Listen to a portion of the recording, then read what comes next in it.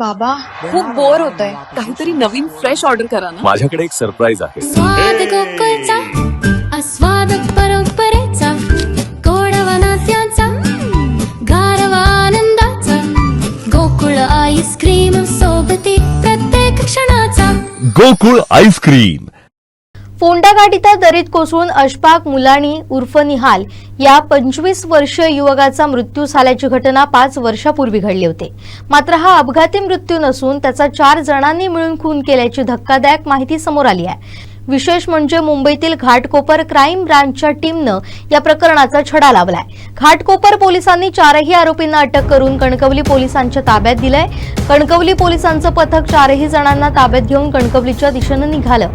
मनोज नारायण भणगे, सुरेंद्र चंद्रहास सोनवडेकर, अतिश भगवान मोरे, ऋतुराज शेट्टी हे खून प्रकरणातील आरोपी आहेत. 4ही आरोपी मुंबई परिसरात राहणार आहेत अशी माहिती घाटकोपर क्राईम ब्रांचच्या पथकानं दिली आहे. 5 वर्षापूर्वी अशफाक मुलानी याचा मृतदेह फोंडाघाटीच्या दरीत आढळला होता. बाजूलाच दुचाकी देखील असल्यानं अशफाक दुचाकीसह घाटात कोसळला असावा अशा निष्कर्षापर्यंत कणकवली पोलीस पोहोचले होते. त्यानुसार कणकवली पोलीस ठाण्यात अपघाती मृत्यूची नोंदही झाली. मात्र तब्बल 5 वर्षानंतर या घटनेला वेगळंच वळण मिळालंय. अशफाक याला मारणाऱ्या संशयितांपैकी एक जण दारूच्या नशेत या खुनाविषयी बरळला आणि ही बाब घाटकोपर क्राईम ब्रांच पर्यंत पोहोचली. घाटकोपर क्राईम ब्रांचच्या टीमनं बुधवारी सकाळी सुमारास 4ही संशयितांना बोलावून घेतलं. खाकीचा हिसका दाखवताच संशयितांनी गुन्ह्याची कबुली दिली. अशफाक आणि वरील संशयित यांच्यात आर्थिक देवाणघेवाणीतून वाद होते. याच वादातून संशयितांनी अशफाक याला कुडाळ इथं एका हॉटेलमध्ये बोलावून घेतलं. पुढे संशयितांनी त्याला कुडाळ इथं जबर मारहाण केली.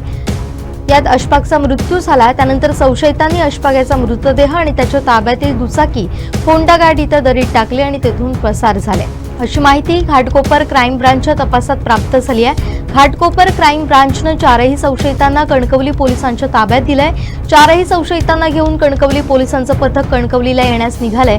आता संशयितांनी अशफाक याला नेमकं कसं ठार केलं हे पुढील तपासामध्ये स्पष्ट होणार आहे. ही उत्कृष्ट तपास मोहीम राबवणाऱ्या घाटकोपर क्राईम ब्रांचच्या पथकाला पोलीस आयुक्त देवन भारती, सह पोलीस आयुक्त अनिल कुंभारे, अप्पर पोलीस आयुक्त कृष्णकांत उपाध्याय, पोलीस उपआयुक्त नवनाथ ढवळे, सहाय्यक पोलीस आयुक्त विनीनाथ सावंत यांचं मार्गदर्शन लाभलं. कारवाईमध्ये घाटकोपर क्राईम ब्रँचचे पोलीस निरीक्षक आत्माजी सावंत, सहाय्यक पोलीस निरीक्षक सुहास खरमाटे, वैशाली सरवदे, धनाजी साठे, महेश शिलार, स्वप्नील काळे, पोलीस उपनिरीक्षक नामदेव परबळकर, अरुण सावंत आदी सहभागी झाले होते.